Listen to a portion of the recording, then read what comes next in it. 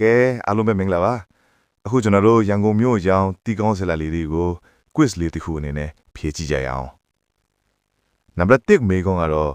ရန်ကုန်မြို့ရဲ့အထင်ကရာရွှေဒီကုန်းဘုရားဟာဘဲတောင်ပေါ်မှာတည်ရှိတာပါလေခင်ဗျာ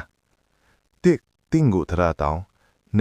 ဇွဲကပင်တောင်ဒါမှမဟုတ်ပုတ်ပွားတောင်လား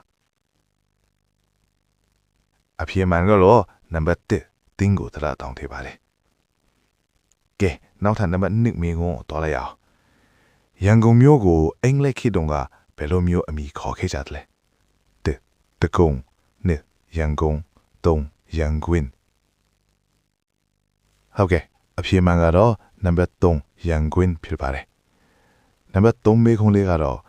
ရန်ကုန်မြို့မှာရှိတဲ့အထင်ကရာအကြီးဆုံးမီးရထားဘူတာကြီးရဲ့အမည်ကဘာလဲခင်ဗျာ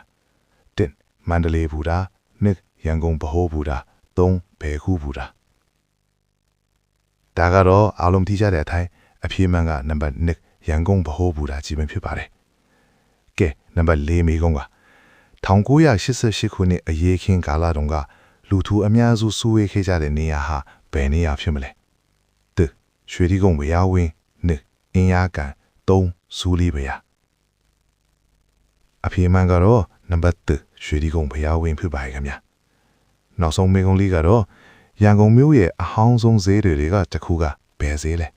1ပိုချုပ်ဈေး2တီရုမင်္ဂလာဈေး3တန်ဈေးဟုတ်ကဲ့အဖြေမှန်ကတော့နံပါတ်1ပိုချုပ်ဈေးဖြစ်ပါတယ်